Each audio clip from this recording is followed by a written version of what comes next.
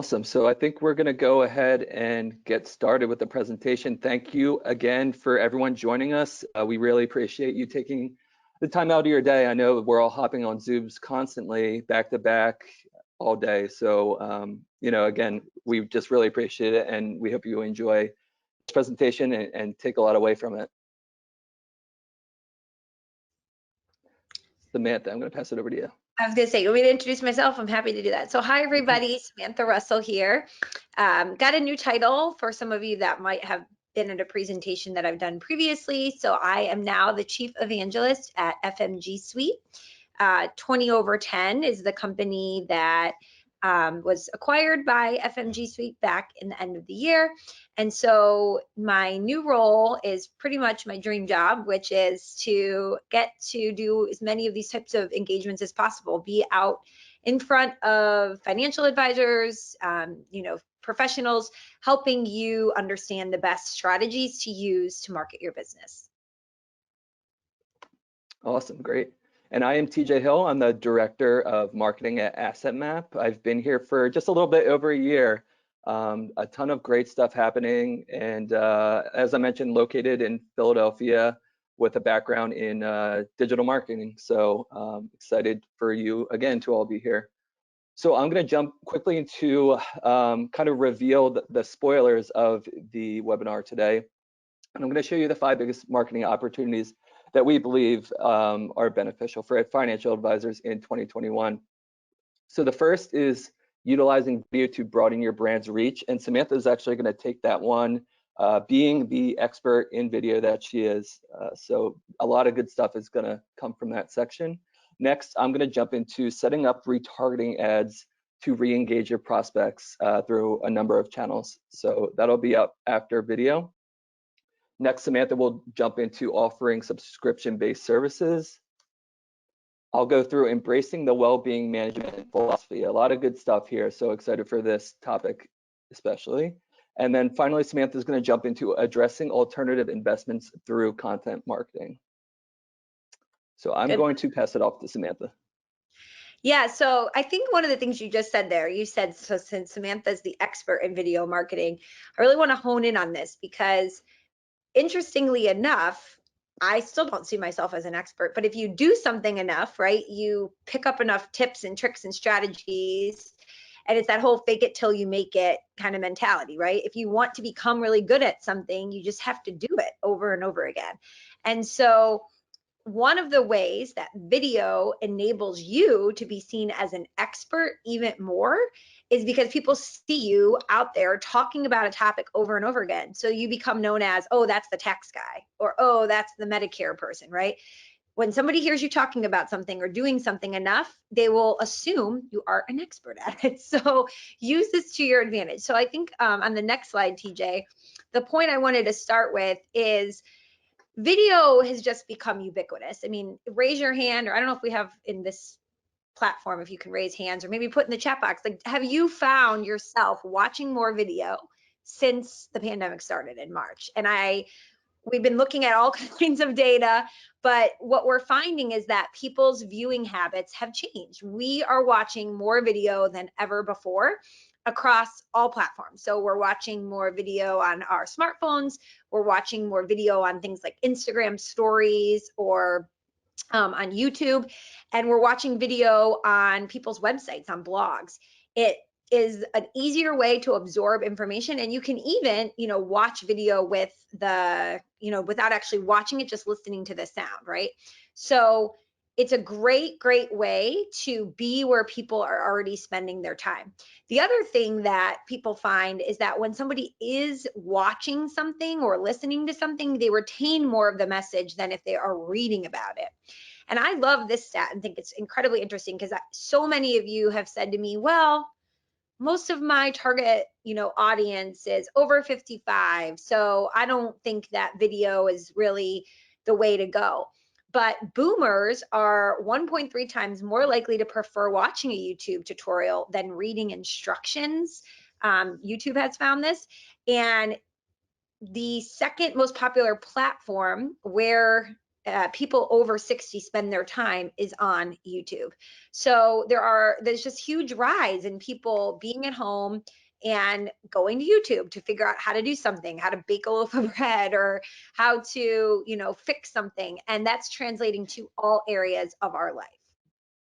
Okay, on the next slide. So how would you actually make this work for your business? Well, first of all, pick somebody on your team that's going to be the face of your brand, the face of your business. People connect with people more than they connect with brands, right?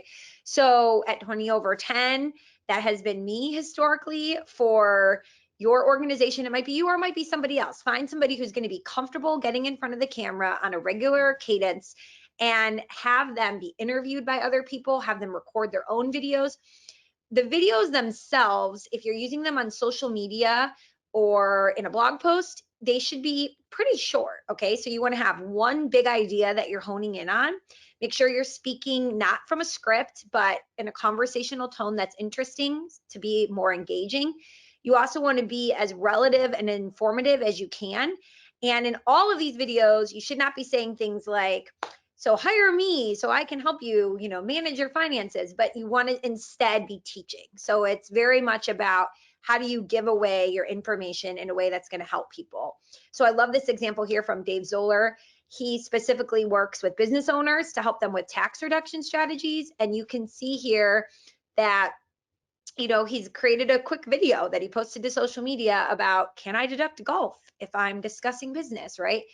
People aren't necessarily waking up in the morning thinking, I have a question about my taxes. I'm going to go to Facebook to get the answer. But if they see this video and it's interesting, it's engaging, they're going to watch it and be interested in the content that he has to share.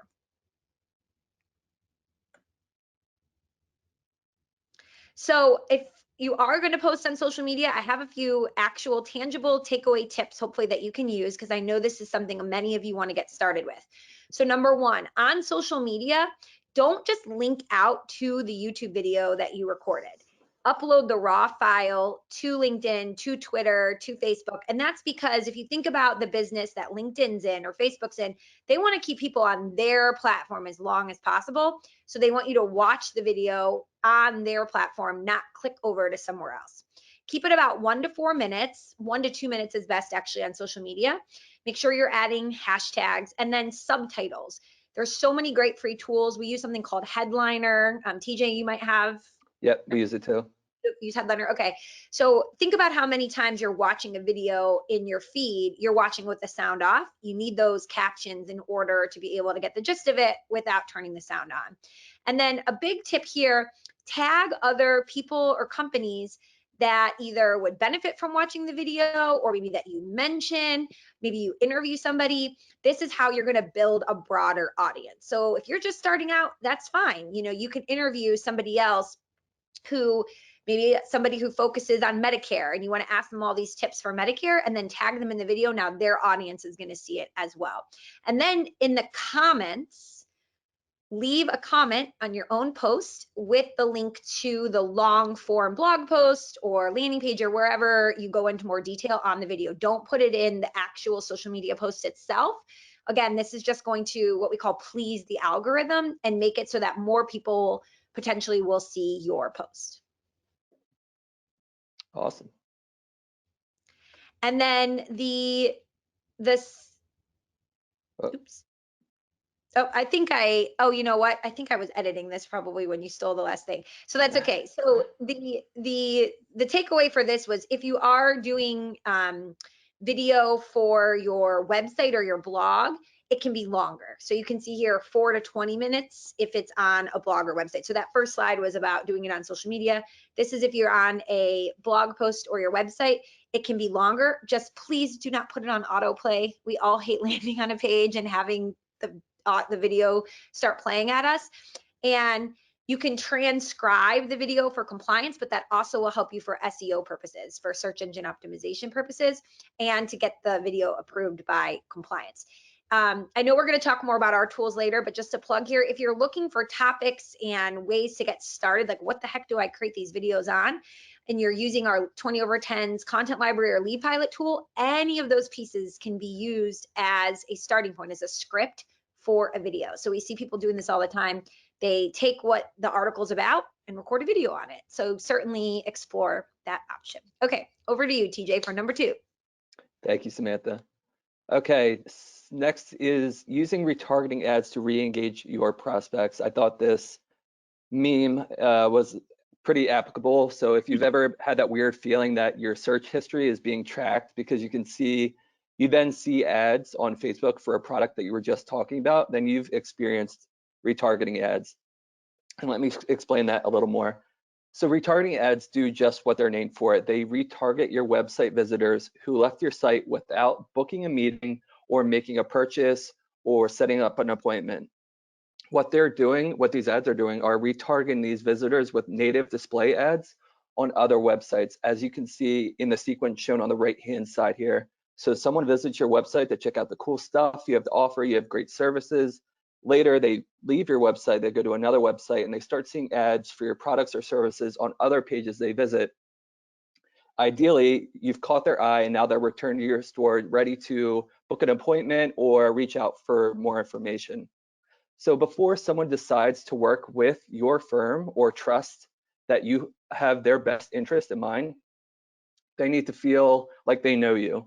In fact, a good rule of thumb to help potential customers make up their mind about your services is ensuring they see your message at least 7 times, which is a lot. And retargeting can help with a lot of those marketing touches. To break this down a little more, if I visit, let's say, the Peloton website, but then leave without purchasing a bike or their new treadmill, I will start seeing ads for Peloton on other websites or my social media apps like Facebook, if Peloton is running retargeting ads, which they definitely are. Eventually, and ideally for Peloton, I make the leap, I go to their website and I purchase one of their products. So the reason retargeting ads are so effective is because it reminds your website visitors of your brand or your services after they leave your website. And that could comprise of up to 97% of your first-time website visitors. So hypothetically, let's say I'm running a firm called Hill Financial Services that has pretty steady website traffic, and I know that my website visitors are aware of my brand and they're actively engaging with it.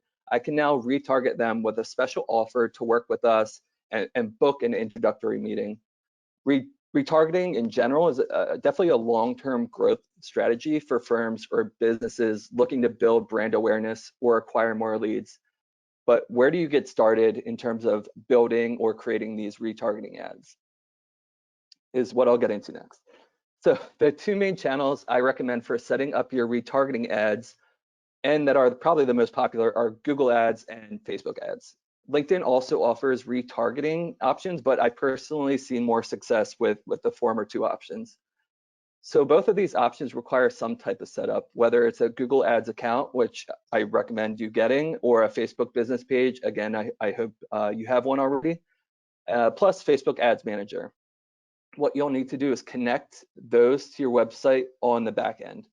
And my colleague on the back end here, Perry Feinstein, he's going to share 2 great resources in the chat section. One that's actually from 20 over 10 that guides you through setting up an account and determining a budget, because that's also very important for how many people you're getting in front of. I'll also send out these links afterward for anyone who's interested as well. So because the audience you're retargeting with ads has already visited your website, you also want to be really thoughtful about your new message, as well as where you're sending them to reconnect with your brand. So for instance, if you want to send someone to a landing page where they can instantly enter their contact information, requesting an appointment, a meeting, or any offer you're promoting. And if you're an asset user, again, a little plug here, you already have access to a great lead capture tool with Asset Map Discovery. Add the Discovery button to your landing page. We have options in our marketing kit. You can instantly capture a prospect's household financial information and high-level goals, which is great. The information actually can be used to create an asset map report straight from the information that they provided through that Discovery tool. It also immediately sends you in your email a notification. You'll also get a notification in the Asset Map platform itself. So a great tool there, quick and easy for setting up something to capture information on a landing page.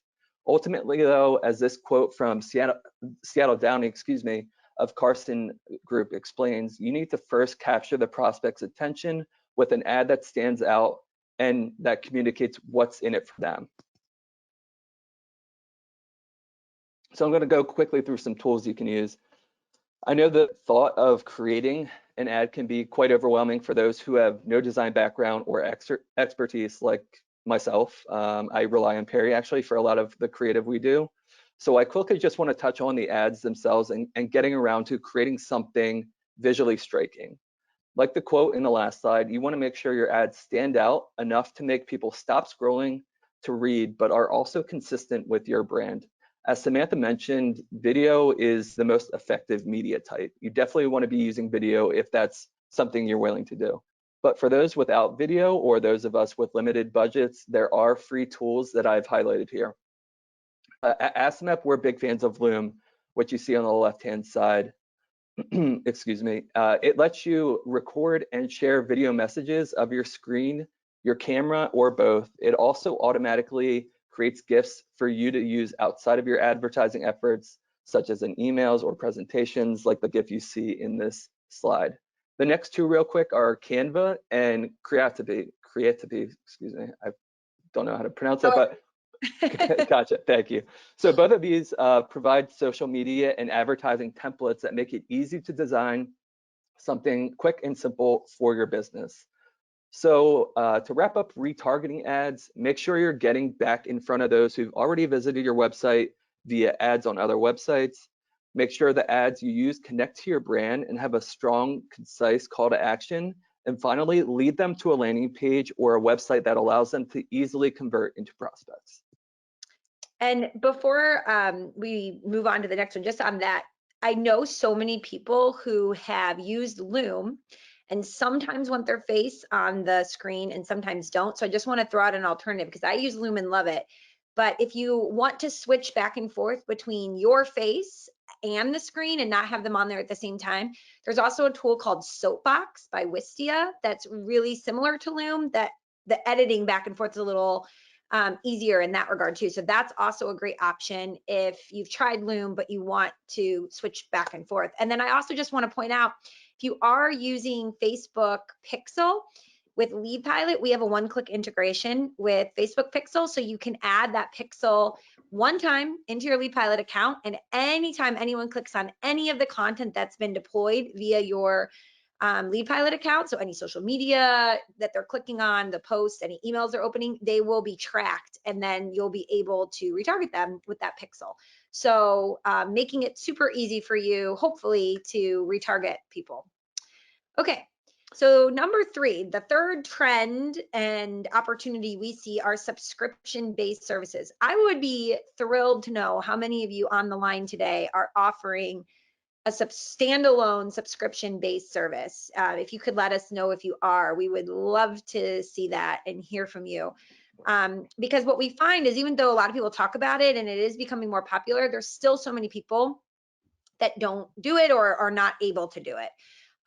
So first, let me just share this stat that I think is really interesting. Oh, and thank you. Everybody's starting to respond. So yes, we have subscriptions. We've discussed it, but haven't yet implemented it.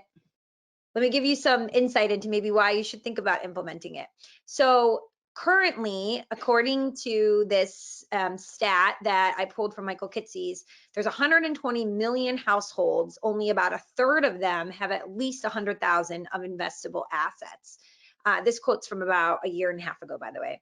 And only 1 in 10 of those have at least $1 million of investable assets. So when we talk about the AUM model, we're talking about a model that serves only about 4% of the population, right? There's so many people that are going to be great potential clients for an advisor someday, but today their money is tied up in their 401k or what have you. And so there's not a way for them to get the advice and the help that they need. And the subscription model allows you to serve those folks. And it doesn't need to be all or nothing. I know so many of you on this call probably have done this yourself. Maybe you have both an AUM model and a subscription model. Maybe people have the option to pair both. You can have standalone plans. The sky's the limit and how you can set these up.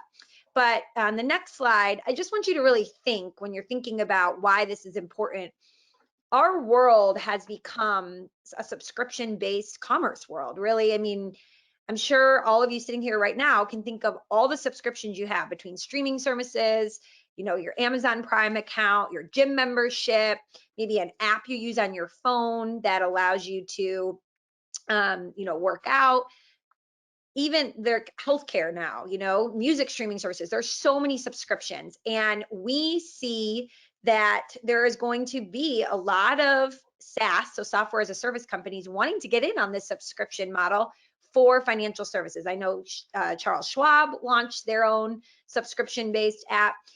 It's something that you can do as well that allows you to serve a larger percentage of the marketplace, which is incredibly, important. And again, don't just take my word for it. I think this is fascinating. Ernst & Young found in 2019 that the subscription-based model is on the cusp of becoming the new model that will basically replace everything in financial services in the next 5 years based on extensive reporting. We can send you the report, that 2019 report, as follow-up. But they also found that the appeal of the subscription model is more age-based than wealth-based. So the amount of wealth you have doesn't really matter. It's just that people that are in the 25 to 34 or 35 to 49 age groups that they surveyed were the most interested.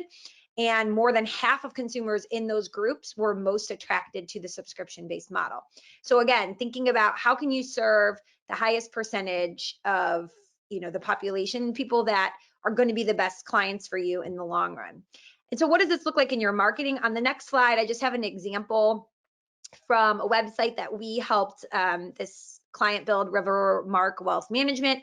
So you can see, right, they have one-time financial plans they offer. Then they have this financial wellness program. I love the way they've called it financial wellness. That speaks to point number 4, TJ's going to talk about in a second. And then they have their investment management, which is the plan development fee plus the AUM model.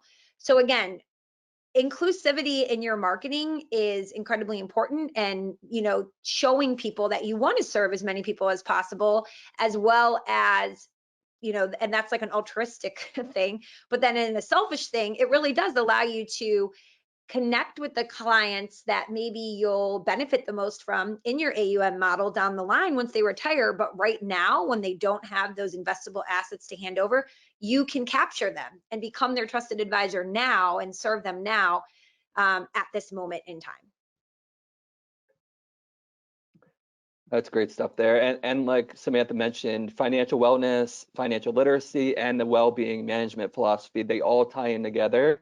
And Samantha and I continue to see more and more of firms, advisors, transitioning to this philosophy, which I will break down right now. So I'm actually going to kick this section off with a little fun fact from Samantha that ties into a larger trend that I'll dive into. Also, be sure to follow Samantha on Twitter too. She shares a ton of great advisor marketing, best practices, educational messages, and fun facts, like the origin of the word wealth comes from Middle English well-being. In a increasingly commoditized world, wealth management will more and more become well-being management. So let's break that message down a little bit further. So as the financial industry continues to shift towards providing, holistic advice, financial advisors now take on new roles, more than just an advisor. So your financial consultants or your behavioral coaches, you're now not only required to provide advice in the best interest of your clients, but you should be also enhancing your clients' lives outside of just enhancing their financial well-being. Sure, the financial aspect underlies all, if not most, of a client's complete well-being, but it's really important to take into other considerations, their family, friends, and communities, where they work, what type of activities or hobbies they're into, and also, and very importantly, their mental and physical health. I'll get to these 4 domains just a little, but really no one client is the same. So in that sense, advisors shouldn't be treating them all the same. And that means that your marketing messages, your planning techniques, your regular outreach should all be tailored to fit your client's needs. For example, your monthly newsletters shouldn't just be about the state of the market. They should include news about your firm, community information, how involved you are in the community, or links to a blog you wrote or from some other credible source. Are you addressing relevant topics like the GameStop surge and providing advice on what to do or likely what not to do? This type of regular outreach, whether it's a mass email or just a reply to a concerned client, provides critical information that affects someone's overall well-being. And because if you think about it, they entrusted you with their financial livelihood. So make sure to be super thoughtful in communicating with your clients about these 4 domains of well-being. And actually, I was researching this before the presentation. I found a report from economist Meir Statman, and he cited these 4 domains of well-being that you see on the slide as the key to identify clients' wants and help the clients assess those wants, balance them, and then avoid cognitive and emotional errors on the way to satisfying them. And he also spoke to a number of advisors with all types of clients on the spectrum. So one client that essentially owned, quote, a good part of the known world, but when they travel, he counts every nickel. He considers economy class flights a luxury. He also spoke to advisors with clients suffering from mental illness, as well as those clients actually caring for family members who are suffering from mental illness. So these examples are basically just to emphasize the job of an advisor is more than just crunching numbers. So wealth is only one part of a client's overall well-being, where wants are satisfied by the full range of emotional, physical, and other types of benefits. And these wants vary from person to person, so do the benefits, the cost, and those trade-offs. So financial advisors succeed when they serve as well-being advisors, enhancing clients' well-being in every aspect. So at the end of the day, your marketing efforts are best served by listening carefully, gently asking things that clients might be too embarrassed to admit. That way you're getting the full picture of what your clients' needs truly are.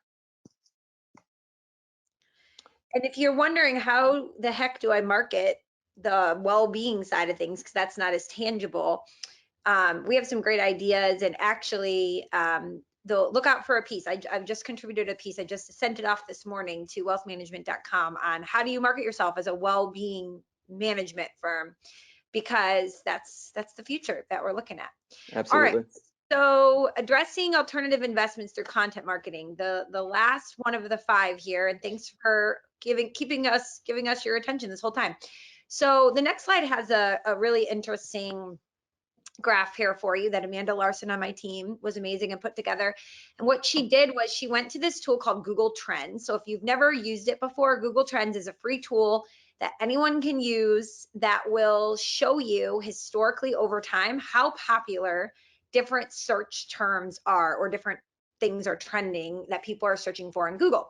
So you can see at the start of the pandemic, so we got March 1st, 2020 on one end, all the way till today, how popular were different search terms.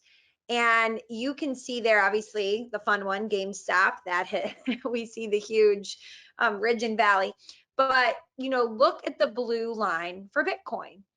Bitcoin is something that consumers and investors everywhere want to know about. It seems confusing. People don't necessarily understand it. They know that they keep hearing people are making money on it. There's like dark connotations of it. Like, is it the dark web? Is that how people do money laundering, right? There's a lot of misinformation out there, but yet at the same time, there's a lot of people that are really interested in getting in on it. And I know there are many advisors that are listening right now that are saying, I will never want to advise my clients on this. I'm going to stay far away from it, or compliance won't let me. I'm at this point, we're not able to. I'm not suggesting that you need to make Bitcoin something that you tell people that they should invest in, or that cryptocurrencies are something you should adopt. What I am saying is you want to be on the forefront of the conversations and the trends that are part of this industry. And as this chart shows you, this is not going anywhere.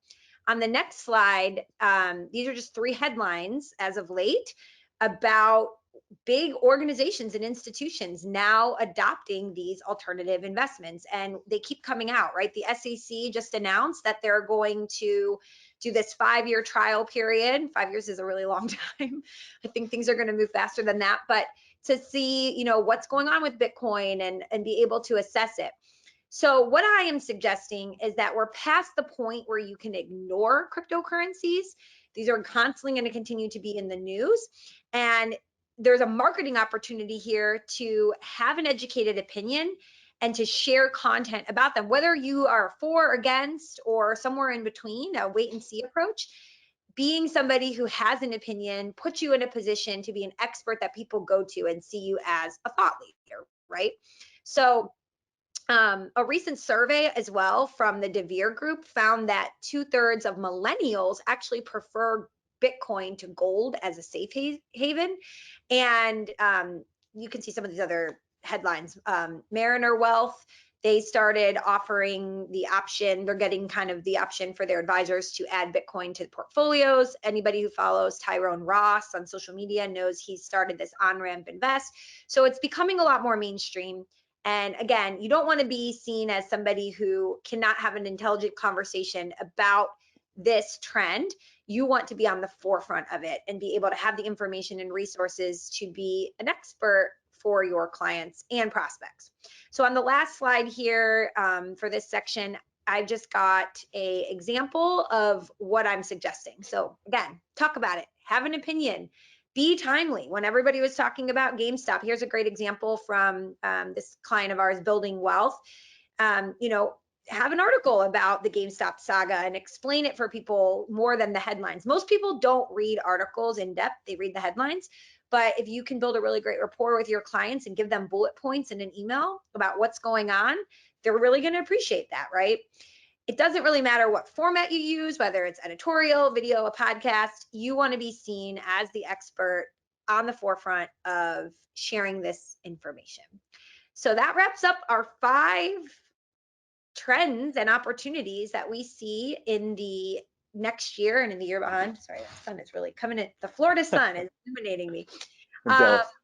So I think now, TJ, I think we wanted to just spend a couple minutes looking through the questions, but also first just showing a little bit about how our tools can help advisors capitalize on these trends, right?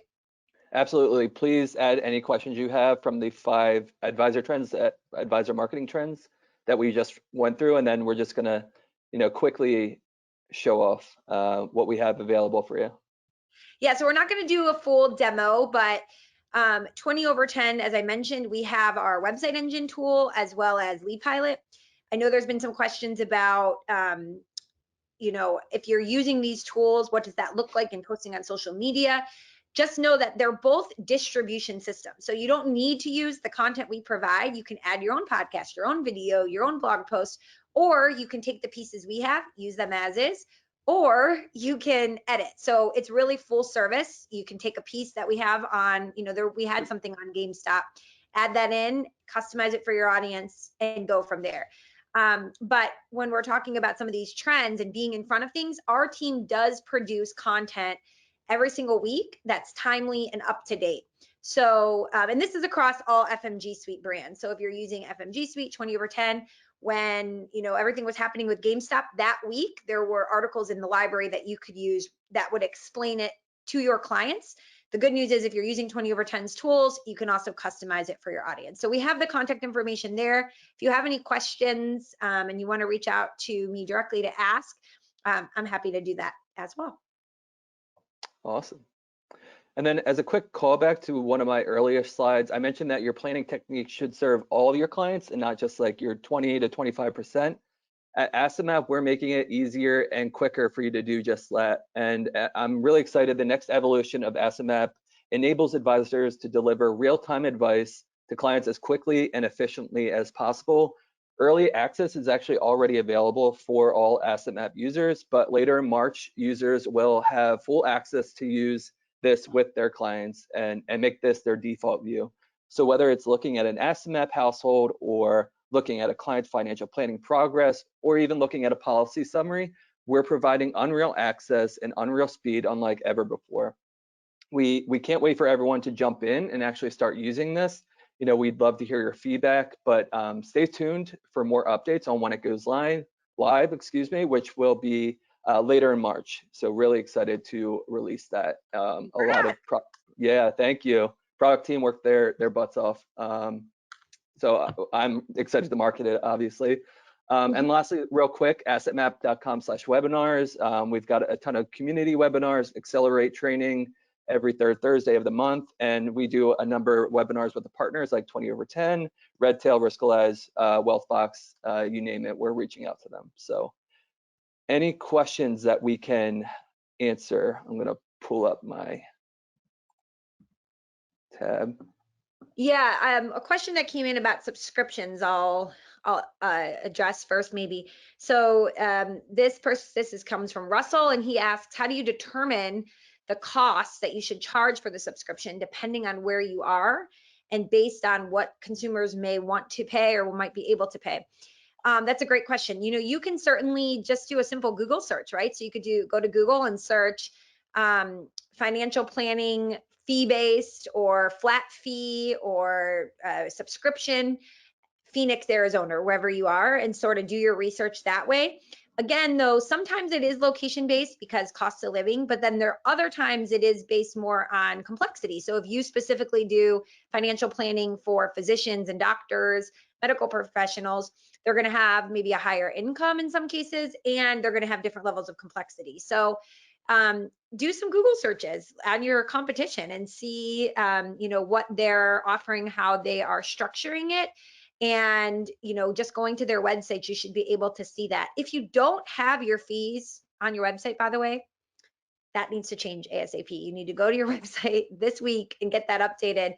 You should always, always, always put what it costs on your website. If that's not something you have, I highly encourage you to do that. You will lose more customers who think it's more expensive than it is by not putting it on there than you will deter people who think it's too pricey.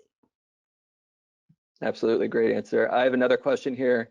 Amanda answered it in the chat, but I thought I would highlight it. There are so many choices. You've got Twitter, you've got Facebook, LinkedIn, TikTok, Grubhub, DoorDash, Uber. How do younger people keep up, and how do you prioritize? And I think Amanda really laid out a great answer here, but I kind of want to expand on it. So obviously you want to know where your audience is. What is your niche if you have one? Is it young professionals? Is it those ready to retire? Is it teachers, educators, all of that? So you first want to find out where your audience is. Are they frequenting Facebook, which is most likely, Facebook's got one of the highest user rates out of all the social media platforms, but it never hurts to dive into the other ones. LinkedIn is a professional site. I mentioned TikTok on a previous presentation that I did, which, it is pretty much a Gen Z platform. It is kind of shifting now, but you can always repurpose the content that you create on TikTok for the other social media platforms. So you can post your TikToks to LinkedIn natively, like Samantha suggested. You can post on the Facebook. It's a great way to create short, memorable content. So I definitely recommend hopping on there if you haven't already. Makes it easy to edit videos. So that's what I edit them there and then repurpose them. There's a lot of questions about if this is being recorded and if people will get the slides. Yes and yes, and we'll give you links to what we share as well. There was another question about charging a percentage of income instead of a percentage of AUM, which I think is really interesting. I don't know anyone personally who's doing that. So if you're on the call and you've either done that or you've heard someone do that, certainly let us know. I think one thing, that is interesting about that is it does seem like you're trying to help people more based upon wherever they are at this moment in time. But then, something that you might want to consider is you don't always know when people's incomes change, I guess that they're supposed to keep giving you their paycheck stubs and things like that. But that's really interesting. I've never thought about that. So if you know of anybody do that, Bob D. Pasquale said that they use the income model. Oh, So maybe yeah. connect the two of you and you can teach each other something. That's really interesting. Gotcha. Rolling through these. Perry answered this one as well. TJ, can asset map investment properties? And yes, it can. We have an option to mark residence primary or not, which will display differently on the asset map, different colors, and it includes the ability to show cash flows from these investments, which is our target map. feature or feature. It looks to you, is there any other questions specifically about asset map that you wanted to answer? There was a couple about 20/10 and FMG that I can speak to, but if you want to, it's just crazy. Yeah, go ahead. I'm Okay, so there's a few people who are saying they're currently using FMG's website platform, and they're asking, what kind of access or information they have from 20/10. So currently the two platforms still are separate. If you are looking for help on how to, change something on your website or maximize your marketing strategy, we have a ton of people that can help you at FMG Suite. So if you are, wanting to hear more about that, certainly reach out and we can walk you through what your options are. There's everything from more hand-holding coaching that's obviously a little bit of a higher price point to monthly webinars, the same thing like TJ mentioned the Asset Map does, that can be more tech focused, like how to actually do things. So there's lots of options there. And then of course, you're always welcome to join all of the 20/10 webinars that we put on as well. So again, the platforms still are separate. We're still working out how things will be maybe more integrated in the future, but at the end of the day, we'd love to chat about that. There's a couple of people that are saying that they're really interested to hear more about this percentage of income model. So Bob DePasquale said he would be happy to talk. So it looks like we're going to make some connections with you folks offline and connect you so that you can chat about it. I think that is really interesting, and maybe I'll ask if I can join too, because I'd love to hear more about it as well if you guys would be open to it. Okay. awesome. I see one. Do we serve advisors and firms in Canada? Speaking from an asset map perspective, yes, we do. We have, Canadian currency that we can incorporate into a Canadian specific version of asset map for you. So if you're interested in just learning more about what that looks like and, how it affects those in Canada, please reach out, assetmap.com, and or just contact me directly and I'll reach out, get you in touch with our team. That's a great point. Anyone on from Canada? I saw we have some other international folks. Our platforms, our marketing platform here at 20/10 is also available. That sun is just really wanting to find me. There we go. Maybe that's a little better. And we have Canada specific content as well. So if you are in South Africa, like it looks like Russell is, or if you're in Canada, if you're anywhere in the world and you have an English speaking website, we have content that you can use, and all the website platform is, accessible as well. Awesome. Yeah, I see a lot more people are interested in speaking to Bob. So what I'll do is I'll pull the list of questions. Anyone interested in joining a conversation, and I'll start, an email chain or just introduce you all in an email if that works for everyone. Yeah, that's great. That's the best thing about these types of events is we get to build a real community that helps each other. And Bob, it looks like you're going to be the man of the hour for a lot of people, helping him navigate. Are there any other questions you want to answer? If we didn't get to your question, I saw there's a lot more specific ones about maybe some of like the tools or functionality of our platforms that we can do follow-up emails on. But is there anything else that's more about the content we shared? Go ahead and ask, or TJ, if I missed any. Yeah, I'm scrolling through there. I don't see any outside or marketing specific question. Okay. Awesome. Yeah, I guess we can close this out if that works for you, Samantha. Yeah, thank you everyone so very much for joining today. And as we mentioned earlier, I'm on Twitter at Samantha20 or LinkedIn Samantha C. Russell. I try to share a best tip or strategy or something every single day on both of those channels. So if you're on LinkedIn or Twitter, please, please, please connect with me. I'd love to follow along on your journey as well. Cool. It's great making this an annual tradition with you, Samantha, presenting webinar or hopefully in person one day again. But again, thank you for doing this. We really appreciate it from the Asset Map side. Again, everyone interested in speaking with Bob, I'll get you in contact. And we hope you join us again, and feel free to contact me if you have any questions about marketing or Asset Map in general. So thanks everyone. Bye-bye. Bye.